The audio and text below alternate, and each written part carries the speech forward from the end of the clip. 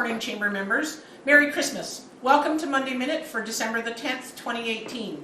I have several items for you today. I'll start with the Canadian Chamber. So on the national level, they've introduced a report. It's called the Crystal Ball Report, the Accelerating Pace of Change, the Economic, Business and Policy Outlook for 2019, which, while the report is quite in-depth, it does highlight some real key issues for business going forward, specifically things about the accelerating the business's execution speed on new changes, on innovation, how trade uncertainty is going to continue to impact us, the disparate regulatory regimes that we have across the country, and of course the cost of doing business that continues to increase despite comments from the federal government otherwise. So it's a really good package of information for you, and I would encourage you to take a read and a look through that. Also, there was some encouraging news from them on the First Ministers meeting last week in Montreal, specifically related to Bill C-69, and that the government may be open to some suggestions or changes in Bill C-69, which we know industry has had some real concerns about. So hopefully there's room for some more discussion on that, and the Canadian Chamber continues to work on that for all of us.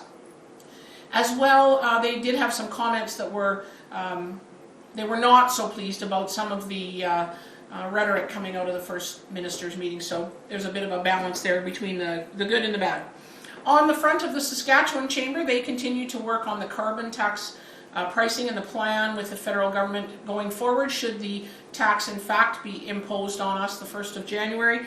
And they've been working, suggesting to ministers federally what how to handle the money, how it might be distributed, that carbon tax money. So something to continue to follow, and we'll keep working on that for them. We're with you.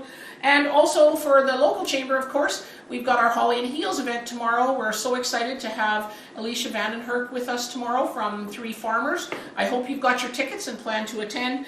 And last but not least, we continue to participate and have been participating in the city budget deliberation sessions that have been open to the public.